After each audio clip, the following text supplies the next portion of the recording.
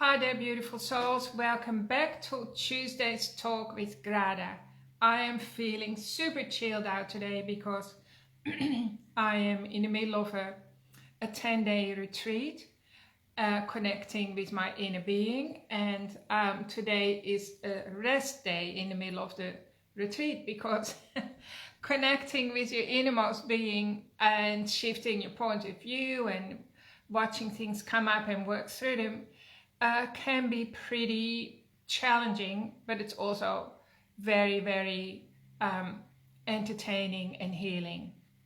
So every year I invest time and money in myself. This is the fourth retreat I'm doing this year, so I'm actually also feeling in a super chilled out space. And I encourage everyone to take moments or times or a week sometimes or a weekend to shift gears, because we get so caught up in the hamster wheel where we get up and we go through the day, and then there's another day, and before you know it, it's Friday, and then it's Monday again. You know what I'm talking about. And we didn't come into this body and into this life to be a hamster on the wheel. We actually came into this life to, learn important lessons and to grow and to become more sensitive, become a sensitive being, rather than to desensitized, right? So while I'm on the topic, I also want you to know that on the 17th and 18th of September, I am organizing a retreat that you can attend if you want to, and it's a reflexology workshop. So it's geared around reflexology. So you learn all the tricks of the trade from me, and you also get to relax one whole day on the table, being at the receiving end of healing energy, and where your whole body gets a tune up. So it works both ways. You get to get a complete, recovery period from all your stresses in your life, and a deep relaxing. And as you drop into that space, you learn new skills, and that's the best way to learn, because it just automatically slots in without any stress or hardship on your part. So when you think about the word retreat, it's got the word re in it, like re means again, like again and again. I'm revisiting, I'm returning, I am coming back to. I mean, you think of everything in nature does that, doesn't it? Like you have the winter season, we just coming out of the winter, which means nature goes to sleep and it literally shifts gear, right? And the sea, like you think that the sea, the tide comes in and then the tide retreats, doesn't it? So it goes out again and then it comes in and it brings in fresh energy. So we need to do that to bring out our greatness, right? Because everyone has greatness within them. You do too, like I do, you do. And it's not even all about greatness, by the way, but I think it's a good way to put it, because greatness means you're a little bit bigger than you are now. So your capacity to have more happiness and more love and more wisdom and more clarity and be more on purpose and have more energy, like you become greater at all of that, right? And so sometimes it's important then to treat yourself. Like I've learned to treat myself much better in my 50s, and I'm 60 now, so I'm reaping the rewards for that. It's like putting money in your bank and paying it forward. And so treating, like give yourself a treatment, give yourself a treat, right? That makes your life more enjoyable, and then return to doing that, like learn to do that more and more often. Because when we're just living in survival mode, we're missing out on the point of life. And life just gets faster and faster. You don't learn anything about yourself. And before you know it, life is gone, literally. I can't put it more plain like that. That's the reality of it. Sometimes you can have an accident. So like I used to only have like one gear. That was like top speed. Like I was so happy anyway that I was so practical, and I'm a fast learner and I can do things fast, and a high achiever, and I was really caught up in that speed. And unbeknownst to me, the universe had different plans for me. Probably my soul actually had different plans for me, and I was just tuning out to the wake-up calls. I wasn't listening, and then suddenly I got hit by a truck, and I was paralyzed. And of course, when you're paralyzed, you can't do anything. Like, you have lots of time on your hands. So like, I had 12 weeks of lying as still as I could, you know, and then a few more months of trying to do as little as I could because I was forced to do so. So the universe gave me a big retreat, like the water was just kept on retreating and retreating, right? So the tide was going out, literally, and it nearly cost me my life. So if I'd left it much longer, maybe I could have easily died. So the universe does give us wake-up calls because the universe loves us, and the universe wants us to remember that we have a soul and we're on a journey here. We're on a journey, ideally, of evolution, not devolution. So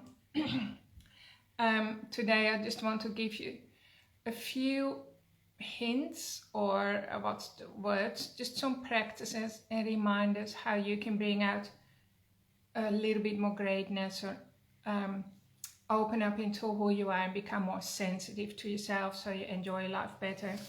And you can do this without going to a retreat, okay? Because like, I know not everyone has time to do it or the money, but having said that, the more time you invest in yourself and get out of that survival mode and out of that fast speed and seek out stillness, the more rewarding and fulfilling your life is going to be, right? The more you love yourself, the more everything starts to echo back to you. What comes back to you will be softer, gentler, more abundance and more prosperity.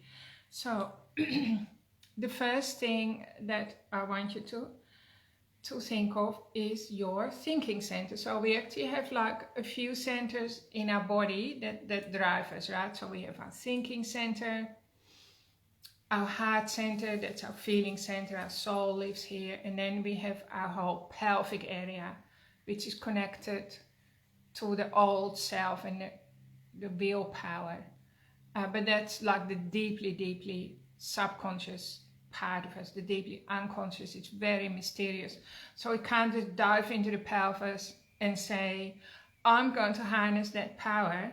That would be good if we could, like our life force comes from there.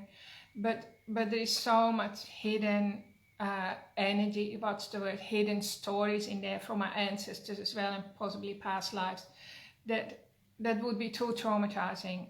And it's like, I guess we're not meant to do that, so that's why it's not given to us. But we can fully access our thinking center because we're conscious that we think all the time, right? From the second you open your eyes, thoughts start coming in.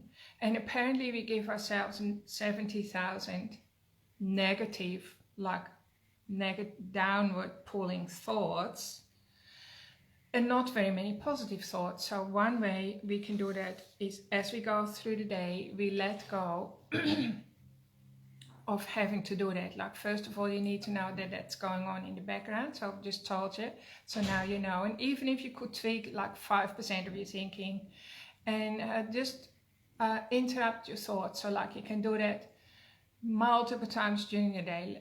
When you close your door, when you leave your house, you stop for a minute and you just tune in and become sensitive to what's going on in here, right?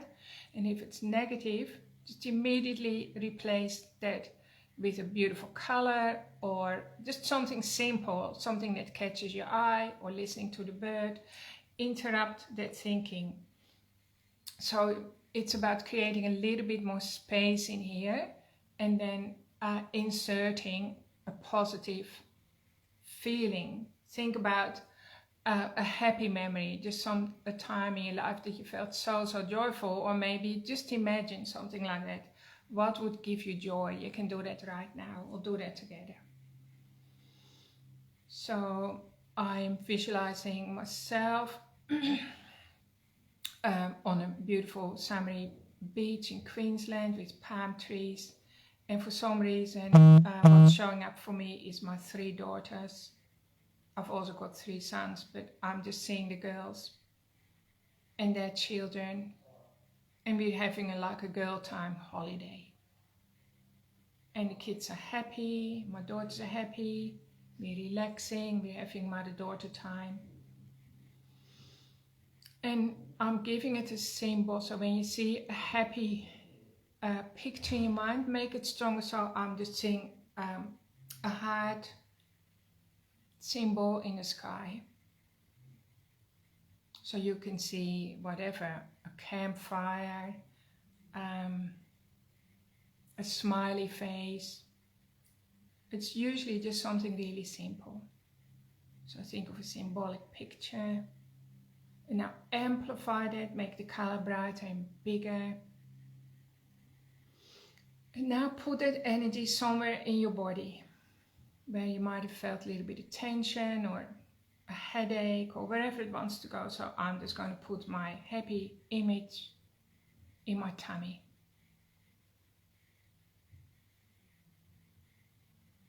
And I feel it immediately relax.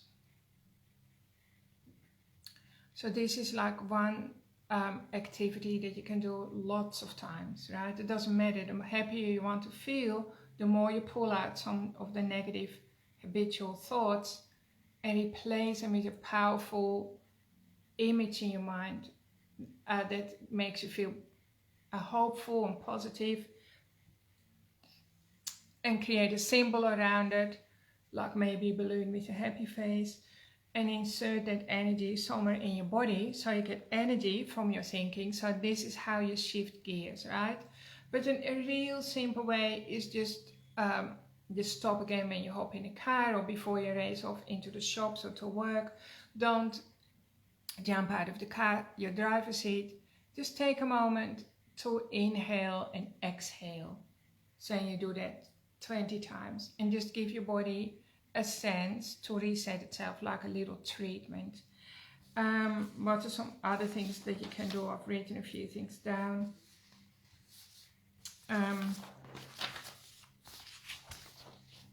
Oh yeah, so like our thinking needs to become way more refined, right? So because this is the only center that we have a lot of control over. And so like the points of view that we carry in here, they're literally like a point that you eject your life from. And so like if you're always stuck in one point of view, your trajectory is set, right? And often we don't like where we're going. So if you think of a plane leaving New York and the pilot changes the trajectory, like even by what, a millimeter or something like that, he's going to end up in a completely different destination, isn't he? Like could be thousands of miles away from where it was initially going to be set. So that's how our thoughts work. So another way you know you're doing negative thinking is because you feel your energy is being pulled down, and then you go, okay, what's going on in here? So then you can go back to what you were thinking, and then you just ask yourself, is that actually true? Like, is that true? And if your body says yes, because this is the great trickster, you just say, okay, how do you know it's true, right? And then your body, the brain goes, well, actually, I don't know that it's true. Or you can say, is this an uplifting thought?